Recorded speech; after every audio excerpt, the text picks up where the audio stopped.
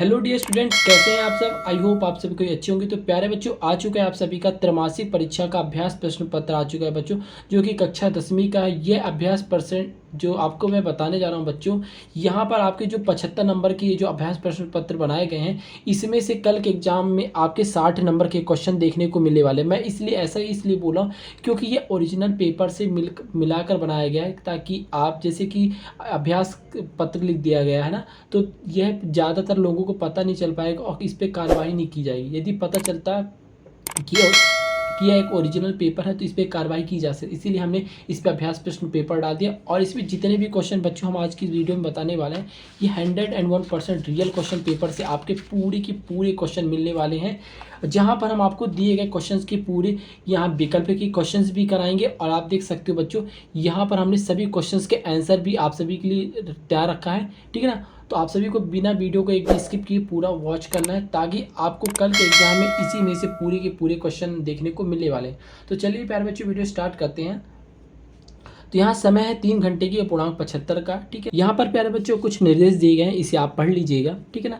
हम मेन आते हैं जो आपके जहाँ से एग्जाम में क्वेश्चन आने वाले हैं, सही विकल्प चुनकर लिखिए। जिससे पहला प्रश्न बच्चों दिया गया है, निम्न किसी आहार श्रृंखला के तृतीय पोषण स्तर पर सदैव होता है। तो आपको बताना है कि क्या होता है। तो आप बताओगे बच्चों कि तृतीय पोषण स्तर पे हमेशा होता है मांसाहारी, तो आप इसका मांसाहारी पे टिक कर दोगे, ठीक है बच्चों। मैं आपको केवल आंसर बताऊंगा, काम का चीज़ यहाँ पर टाइम पास नहीं करना है, यहाँ पर सभी को पढ़ना है। और ये वीडियो किसी वक्त डिलीट हो जाएगा, तो इसे जल्दी से जल्दी डाउनलोड करिए और शेयर करिए, ठीक है। और यदि आपको इसी प्रकार का क्वेश्चन पेपर चाहिए कि विज्ञान के अलावा भी आने वाले समस्त विषयों का पेपर चाहिए, तो जल्दी से चैनल को सब्सक्राइब कर लीजिए और बेल आइकन को ऑन कर लीजिएगा। तो परितंत्र में 10% ऊर्जा उपलब्ध होती है। एक पोषण स्तर से दूसरे पोषण स्तर में स्थानांतरण होते निम्न में रूप में, मतलब एक स्तर से दूसरे स्तर में स्थानांतरण में कितने ऊर्जा की आवश्यकता होती है। तो हम बताएंगे कि रासायनिक रूप के में ऊर्जा की हमें आवश्यकता होती है प्यारे बच्चों, ठीक है। अगला है, दूरदृष्टि दोष दूर करने के लिए उपयुक्त लेंस है कौन सा। तो आपको बताना है कि दूरदृष्टि दोष दूर को करने के लिए हम उत्तल लेंस का प्रयोग करते हैं प्यारे बच्चों, ठीक है। अगला है बच्चों, समान दृष्टि के वयस्क के लिए सुस्पष्ट दर्शन की अल्पतम दूरी क्या होती है। यहाँ पर 4 ऑप्शन दिए गए। पहला 25, दूसरा 2.5 सेंटीमीटर, तीसरा है 25 सेंटीमीटर, चौथा है 2.5 मीटर। तो आप इसका जो सही उत्तर लगाओ बच्चों, 25 सेंटीमीटर होता है, ठीक है। परितंत्र में मानव है, पहला ऑप्शन है उत्पादक, दूसरा है शाकाहारी, तीसरा मांसाहारी, चौथा है सर्वाहारी। तो आप इसका जो सही उत्तर लगाओगे कि जो मानव होता है वो सर्वाहारी आता है, मतलब वो फूल पत्ती भी खा लेता है और मांस मच्छी भी खा लेता है। नेक्स्ट बच्चों, निम्न में से कौन आहार श्रृंखला का निर्माण करते हैं। तो आपको बताना है घास, गेहूं तथा घास, बकरी तथा मानव, तीसरा है बकरी, गाय तथा हाथी, चौथा है घास, मछली। तो आपको बताना है बच्चों, इसका जो उत्तर हो जाएगा ऑप्शन नंबर ए हो जाएगा, घास, गेहूं तथा आम और तथा बकरी हो जाएगा, ठीक है।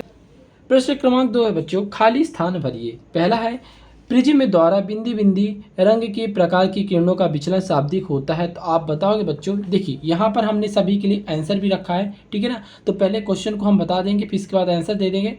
तो आप इन क्वेश्चन का स्क्रीनशॉट कर लीजिएगा, ठीक है। चलिए, तो पहले का हो जाएगा बच्चों बैगनी रंग हो जाएगा, क्या हो जाएगा, बैगनी रंग हो जाएगा। दूसरा है, आकाश की रंग नीला प्रकाश बिंदी बिंदी के कारण दिखाई देता है। तो किसके कारण दिखाई देता है बच्चों, तो आप लगाओगे इसका प्रकीर्णन के कारण होता है। थर्ड बच्चों, श्वेत प्रकाश का रंगों में विभक्त होना बिंदी बिंदी कहलाता है। तो आप बताओगे श्वेत प्रकाश का रंगों में विभक्त होना विक्षेपण कहलाता है। अगला बच्चों, बिंदी बिंदी लेंस एवं बिंदी बिंदी दर्पण में प्रतिबिंब सदैव छोटा और सीधा बनता है। तो आप बताओगे कि कौन सा होता है। तो आप बताओगे बच्चों कि यहाँ पर हो जाएगा आपका अवतल दर्पण लेंस और यहाँ पर हो जाएगा आपका उत्तल दर्पण हो जाएगा बच्चों। नेक्स्ट बच्चों, वस्तुओं को हम बिंदी बिंदी की उपस्थिति में देख पाते हैं, ठीक है ना। किसकी उपस्थिति में देख पाते हैं आपको बताना है। तो हम बताएंगे कि हमें प्रकाश की उपस्थिति में किसी वस्तु को देख पाते हैं। नेक्स्ट है, ऊर्जा के स्रोत भोजन को बाहर से शरीर के अंदर ग्रहण करना बिंदी बिंदी कहलाता है। तो आप बताओगे क्या कहलाता है। तो आप बताओगे कि यह पोषण कहलाता है। क्या कहलाता है बच्चों, पोषण कहलाता है। चलिए, अब इसके बाद आप यहाँ से सभी कोई बच्चों यहाँ से इसका आंसर नोट करेंगे। पहले हो जाएगा बैगनी रंग, दूसरे होगा प्रकाश के प्रकीर्णन, तीसरा होगा विक्षेपण, चौथा होगा अवतल और उत्तर, पांचवा होगा प्रकाश और छठवां होगा पोषण, ठीक है। चलिए, इसके बाद आता है बच्चों प्रश्न क्रमांक 3। प्रश्न क्रमांक 3 में आप सभी से पूछा जाता है सही जोड़ी मिलाइए। पहला है, यहाँ पर दो पक्ष दिए गए हैं तो आपको मिलान करना है। तो चलिए मिलान करते हैं कि प्रबल अम्ल, तो आप बताओगे कि प्रबल अम्ल कौन होता है, तो HCl होता है, तो हम इसके सामने इसका टिक कर देते हैं। ठीक है। नेक्स्ट है धातु, तो धातु का आप लगाओ बच्चों, क्या होता है, धातु सदैव सुचालक होती हैं, मतलब धातुओं में जो धातु होती है उसमें ही करंट प्रवाह होता है, तो इस हमेशा सुचालक होती है, तो इसको आप दूसरा नंबर दे देंगे। थर्ड बच्चों जाइलम, तो जाइलम जो होता है जल का परिवहन करता है पौधों में, इसीलिए थर्ड हो जाएगा आपका। फिर आता है बच्चों मास्टर ग्रंथि, तो मास्टर ग्रंथि होता है हमारे प्यूस को कहते हैं, तो ये हो जाएगा चौथा। ठीक है। नेक्स्ट है बच्चों मेंडल, तो मेंडल का क्या हो जाएगा बच्चों, आपका मेंडल जो थे अनुवांशिक के नियम की खोज की थी, तो इसका हो जाएगा पचमा। ठीक है। नेक्स्ट बच्चों सरल रेखी पर, तो आप बताना सरल रेखी पर क्या होगा, प्रकाश की किरण हो जाएगा। प्रश्न क्रमांक 4 है, सत्य असत्य लिखिए। पहला है क्लोरोफ्लोरोकार्बन ओजोन परत की क्षरण करती है, तो आप बताओगे कि ये करती है, तो आप इसको उत्तर लगा दोगे बच्चों सत्य। पृथ्वी की सतह के ऊपर वायु से घिरा क्षेत्र पर्यावरण कहलाता है, तो आप बताओ कहलाता है, तो इसका उत्तर हो जाएगा आपका सत्य। अगला है उत्तल लेंस में सदैव वास्तविक प्रतिबिंब बनते हैं, तो आप लगाओगे इसका उत्तर क्या हो जाएगा बच्चों, आपका सदैव सत्य हो जाएगा। ठीक है। चलिए सॉरी, इसका हो जाएगा असत्य। नेक्स्ट है अपवर्तनांक का कोई मात्रक नहीं होता, तो आप जानते हैं कि अपवर्तनांक का कोई मात्रक नहीं होता, तो आपका ये उत्तर हो जाएगा सत्य। अगला है सल्फ्यूरिक अम्ल का तनुकरण ऊष्मा शोधी अभिक्रिया है, तो आप बता दो कि नहीं है, तो आप इसको लगा दो असत्य। नेक्स्ट है बच्चों CH3OH एक क्षार है, क्योंकि इसमें OH उपलब्ध होता है, तो ये बात सत्य है, तो आप इसको लगा दोगे सत्य। ठीक है प्यारे बच्चों, चलिए इसके बाद हम आगे बढ़ते हैं। जहाँ पर प्रश्न क्रमांक 5 में दिया गया है, एक वाक्य में उत्तर दीजिए। पहला है ऐसी अभिक्रिया का नाम लिखिए जिनमें अभिकारकों के बीच कोई ना कोई आदान प्रदान होता है, तो हम लगेंगे बच्चों, इसका उत्तर जो होगा आप लिखोगे द्विविस्थापन अभिक्रिया कहते हैं बच्चों। ठीक है। चलिए इसके बाद बच्चों आता है लोहे पर जंग लगना किस प्रकार की अभिक्रिया है, तो पहले बच्चों मैं आपको क्वेश्चन बता देता हूँ, फिर इसके बाद आपको लास्ट में आंसर बता दूंगा, उसका भी नोट कर लीजिएगा। ठीक है। तो आप इसका लिखोगे बच्चों रेडॉक्स अभिक्रिया या ऑक्सीकरण या अपचयन अभिक्रिया कह सकते हैं। ठीक है। नेक्स्ट बच्चों थर्ड, श्वेत प्रकाश के विक्षेपण में किस रंग के प्रकाश का विचलन न्यूनतम होता है, तो आप बताओगे किसका होता है, तो आप बताओगे बच्चों लाल रंग का न्यूनतम होता है। ठीक है। अगला बच्चों शुद्ध जल का पीएच मान कितना होता है, तो आप लिखोगे शुद्ध जल का पीएच मान होता है सदैव 7 होता है। अगला बच्चों उस पदार्थ का नाम बताइए जो क्लोरीन से अभिक्रिया करके विरंजक चूर्ण बनता है, तो आप बताओगे बच्चों कैल्शियम ऑक्सीक्लोराइड कहते हैं उसे। ठीक है। नेक्स्ट है वायु के अनुपस्थिति में होने वाले श्वसन को क्या कहते हैं, तो आप इसको लिखोगे बच्चों कि जो अभिक्रिया वायु की अनुपस्थिति में होता है उसे हम अनाक्षी अभिक्रिया कहते हैं, मतलब ये आप लिख सकते हो अवायवी। देखिए श्वसन लेंगे तो आप वायवी कहेंगे, और बिना श्वसन के कर रहे हैं तो उसके आगे आप लगा दो अवायवी श्वसन। चलिए आप यहाँ से इसे नोट करिएगा। पहले का हो जाएगा आपका विस्थापन अभिक्रिया हो जाएगा बच्चों, दूसरे का हो जाएगा रेडॉक्स अभिक्रिया या ऑक्सीकरण अपचयन हो जाएगा, थर्ड का हो जाएगा लाल, चौथे का हो जाएगा 7, और पाँचवें का हो जाएगा कैल्शियम ऑक्सीक्लोराइड हो जाएगा बच्चों, और छठवें का हो जाएगा आपका अवायवी श्वसन हो जाएगा। ठीक है। चलिए बाद बच्चों आई होप आपने प्रश्न क्रमांक 1 से 5 तक के क्वेश्चन को अच्छे से नोट कर लिया होगा। चलिए हम इसके बाद चलते हैं प्रश्न क्रमांक 6 से, जहाँ पर आपके 2-2 नंबर 3-3 नंबर 4-4 नंबर के प्रश्न आने वाले हैं। तो यहाँ पर देखिए मैं पहले आपको क्वेश्चन भी कराऊंगा, और यहाँ पर आपको उन सभी क्वेश्चंस का आंसर भी देखने को मिलने वाला है। ठीक है ना। तो पहले हम इन दोनों क्वेश्चंस को पहले बता देंगे, फिर इसके बाद आंसर भी आपको दिखा देंगे। ठीक है। तो पहले छठवें में बच्चों समीकरण से आप क्या समझते हैं उदाहरण सहित लिखिए, तो आप लिखोगे बच्चों रासायनिक अभिक्रिया को किसी पदार्थ के प्रतीकों और सूत्रों का प्रयोग करके प्रदर्शित करना रासायनिक समीकरण कहलाता है। ठीक है। आप इसका परिभाषा लिखोगे। 8वें पूछा गया है संयोजन व वियोजन समीकरण को उदाहरण से समझाइए, तो देखिए यहाँ पर है आपके पास आ गया वियोजन अभिक्रिया में अभिकर्मक विघटित होकर 2 या 2 से अधिक उत्पाद बनाता है, जबकि संयोजन अभिक्रिया में 2 या 2 से अधिक अभिकर्मक परस्पर सहयोग करके एक उत्पाद बनाते हैं। ठीक है बच्चों, इस प्रकार इसको नोट करते चलेंगे। इसके बाद आता है बच्चों प्रश्न क्रमांक 7 विस्थापन अभिक्रिया किसे कहते हैं उदाहरण सहित समझाइए। ठीक है ना। आपको विस्थापन अभिक्रिया किसे कहते हैं उदाहरण सहित समझाना है, तो आप इसका लिखोगे बच्चों, लिखोगे विस्थापन अभिक्रिया तब होती है जब अणु में एक परमाणु या परमाणुओं का समूह किसी अन्य परमाणु द्वारा विस्थापित होता है। ठीक है ना। आप इसका उत्तर ये लिखेंगे बच्चों। इसके बाद इसका अथवा पूछा गया रेडॉक्स अभिक्रिया से आप क्या समझते हैं उदाहरण सहित समझाइए, तो आप बताओगे बच्चों रेडॉक्स अभिक्रिया में कि जीवाश्म ईंधन के दहन में कार्बन और ऑक्सीजन के बीच एक रेडॉक्स अभिक्रिया होती है जिसमें ऊर्जा उत्पन्न होती है। इस क्रिया को ही हम क्या कहते हैं बच्चों, रेडॉक्स अभिक्रिया कहते हैं। चलिए इसके बाद आता है बच्चों प्रश्न क्रमांक 8। यहाँ पर पूछा गया है वायु में जलने से पूर्व मैग्नीशियम रिबन को साफ क्यों किया जाता है। तो आप बताओगे क्यों किया जाता है, तो आप इसका उत्तर लिखोगे बच्चों। मैग्नीशियम धातु सामान्य ताप पर नम वायु में उपस्थित में मैग्नीशियम ऑक्साइड बनाता है जो मैग्नीशियम रिबन के ऊपरी सतह पर जमा रहता है। इसीलिए इसे वायु में जलाने से पहले रेगमाल मतलब रेतमार कागज में रगड़ कर साफ किया जाता है ताकि आसानी से ऑक्सीजन में संयोग कर सके। ठीक है बच्चों। चलिए इसके बाद अथवा वाला है लोहे की वस्तु को संरक्षण से बचाने के लिए क्या उपाय किया जाता है। तो आप बताओगे बच्चों कि लोहे की वस्तु को संरक्षण प्रदान करने के लिए हम यहाँ पर लिखा है इसके बारे में कि संरक्षण को रोकने के लिए तैलीकरण, पेंट करना, ग्रीसीकरण या साथ लेपन मतलब आयरन की वस्तुओं को पर जिंक का परत चढ़ाना, क्रोम लेपन आदि किया जाता है। ऐसा करने से लोहे के जंगीकरण को रोका मतलब लोहे पर जो जंग लगता है उसे रोका जा सकता है। ठीक बच्चों। चलिए इसके बाद आता है बच्चों प्रश्न क्रमांक 9। प्रश्न क्रमांक 9 में पूछा गया आप सभी से ऊष्माक्षेपी और ऊष्माशोषी अभिक्रिया को उदाहरण सहित लिखिए। तो आप लिखोगे बच्चों ऊष्माक्षेपी अभिक्रिया। पहले हम आपको ऊष्माक्षेपी अभिक्रिया बता देते हैं। ठीक है। ऊष्माक्षेपी अभिक्रिया जिन रासायनिक अभिक्रियाओं के में उत्पाद के साथ ऊष्मा भी निकलती है वह ऊष्माक्षेपी अभिक्रिया कहलाती है। क्या कहलाती है बच्चों, ऊष्माक्षेपी अभिक्रिया कहलाती है। और इसमें बच्चों आप पूछा है ऊष्माशोषी अभिक्रिया किसे कहते हैं। तो वह अभिक्रिया जिसमें ऑक्सीजन का दहन होता है उसे ऊष्माशोषी अभिक्रिया कहते हैं। आखिर में पूछा गया बच्चों आलू के चिप्स की थैली में नाइट्रोजन गैस क्यों भरी जाती है। तो आप लिखोगे कि यह रंगहीन, गंधहीन और स्वादहीन गैस है और जरूरी नहीं कि यह चिप्स के स्वाद को बदल दे। नाइट्रोजन किसी भी बैक्टीरिया को बढ़ने नहीं देता और चिप्स को बेकार या कुरकुरा बनाने में मदद रखता है। ठीक है ना। ऐसे आप इसको उत्तर लिखोगे। प्रश्न क्रमांक 10 है बच्चों अम्ल और क्षार किसे कहते हैं समझाइए। तो आप लिखोगे बच्चों अम्ल और क्षार में बताना है कि अम्ल और क्षार किसे कहते हैं। तो आप लिखोगे अम्ल ऐसे पदार्थ होते हैं जो प्रोटॉन दान करते हैं या इलेक्ट्रॉन स्वीकार करते हैं और क्षार ऐसे रसायन होते हैं जो प्रोटॉन स्वीकार करते हैं और इलेक्ट्रॉन दान करते हैं। पीएच परीक्षण किसी रसायन की अम्लता या परीक्षण की डिग्री को मापता है। ठीक है बच्चों। चलिए इसके बाद बच्चों यहाँ पर पीएच का स्केल आपको मैंने बता दिया था कि पीएच आप स्केल यहाँ से नोट कर लोगे कि पीएच स्केल किसी पदार्थ में हाइड्रोजन आयन की सांद्रता को मापता है। हाइड्रोजन आयन एक प्रोटॉन जिसमें कोई इलेक्ट्रॉन नहीं होता। इसे फ्रेम करके एक और तरीका यह है भी है कि स्केल। ठीक है ना। आप इसे लिख लीजिएगा। मैं यदि आपको ऐसे पढ़ाते बैठा तो बहुत समय हो जाएगा और आपको वीडियो बोरिंग लगने लग जाएगी। यदि वीडियो पसंद आए तो प्लीज़ वीडियो को लाइक करते चलिए प्यारे बच्चों हमारे।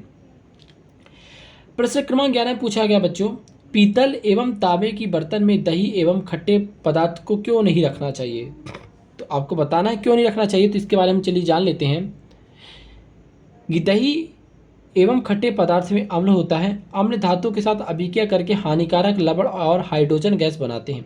हानि से बचाने के लिए पीतल एवं तांबे के बर्तन में दही एवं खट्टे पदार्थ को नहीं रखना चाहिए। चलिए इसके बाद पूछा गया बच्चों धोने का सोडा एवं बेकिंग सोडा के दो उपयोग लिखना है। तो आप बताना है बच्चों कि धोने का सोडा एवं खाने का सोडा का आपको दो उपाय बताना। तो आप लिखोगे बच्चों यहाँ पर कि बेकिंग सोडा का पीएच मान लगभग 8.3 होता है। इसे कमज़ोर आधार माना जाता है मतलब कमज़ोर बेस माना जाता है। हालांकि वॉशिंग सोडा का पीएच मान लगभग 11.4 होता है। यह एक मजबूत आधार है मतलब बेस है जो बेकिंग सोडा में कहीं ज़्यादा क्षारी होता है। ठीक है बच्चों।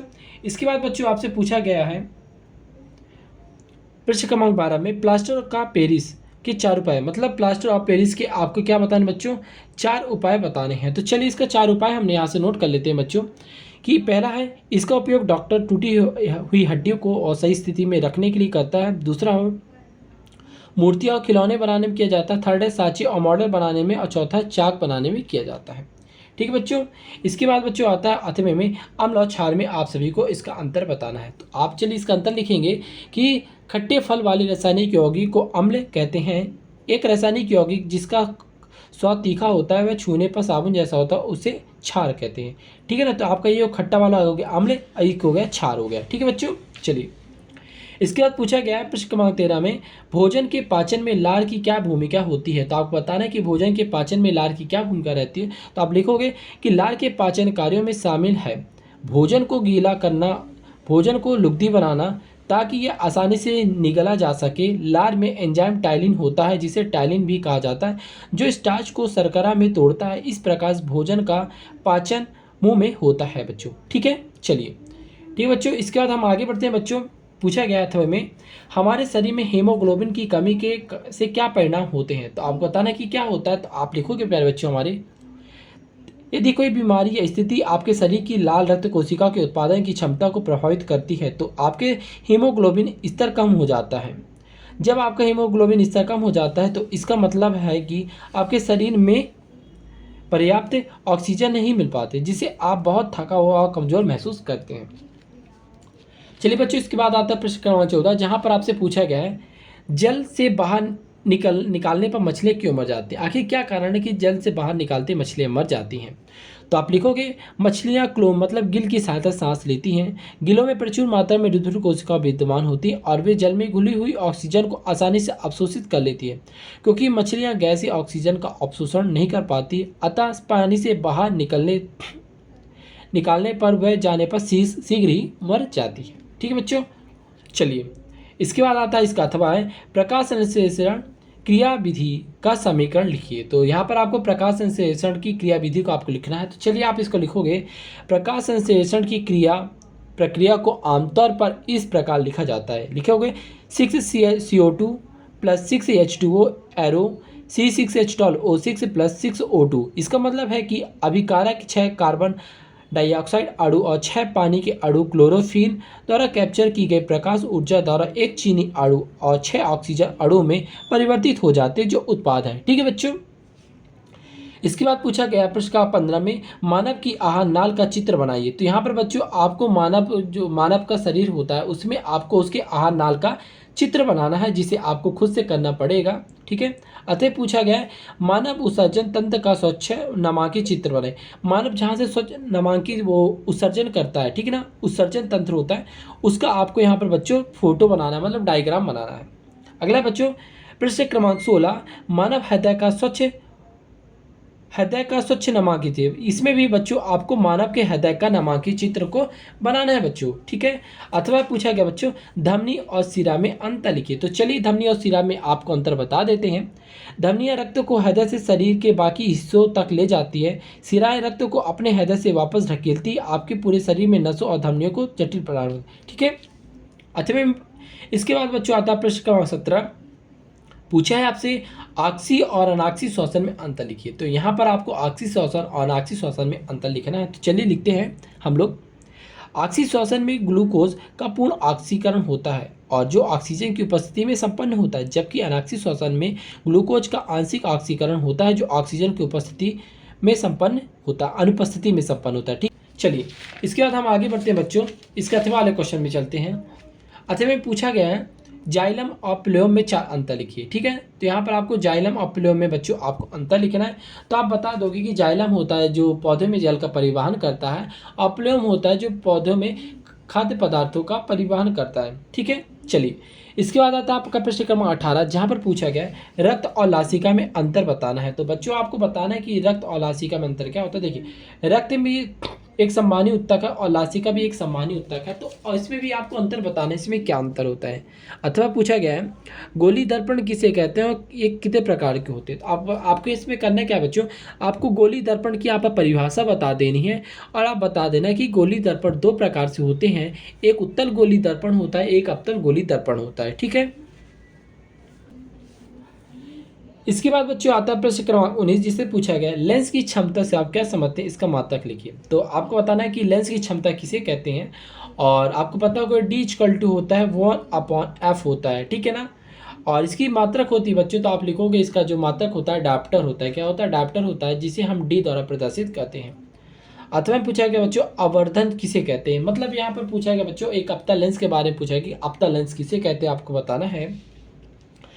इसके बाद बच्चों यहाँ पर आपसे पूछा गया है 20 में, प्रश्न क्रमांक 20 में 2 मीटर फोकस दूरी वाले अवतल लेंस की क्षमता क्या है। मतलब यहाँ पर 2 मीटर फोकस दूरी, यहाँ पर आपका न्यूमेरिकल क्वेश्चन पूछा गया है। तो आपको बता देता हूँ इसका जो उत्तर आएगा बच्चों, आपको 50 इसका उत्तर आने वाला है। ठीक है। अतः पूछा गया हम वाहनों में उत्तल दर्पण को पक्ष दृश्य के रूप में क्यों प्रयोग करते हैं। तो आपको बताना है कि हम उत्तल ही दर्पण का प्रयोग क्यों करते हैं, अवतल का क्यों नहीं करते। तो आपको बता दूं हम उत्तल का इसलिए करते हैं।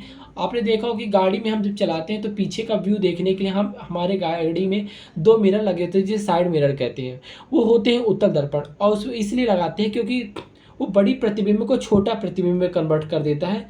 इसीलिए हम अवतल दर्पण का उत्तल दर्पण का प्रयोग करते हैं। यहीं पर हम सोचिए कि अवतल दर्पण लगा देंगे तो अवतल दर्पण में यदि गाड़ी हमारी 2 मीटर की है तो वो 200 मीटर बराबर दिखेगी। एग्जाम्पल मैं बता रहा हूँ आपको। ठीक है।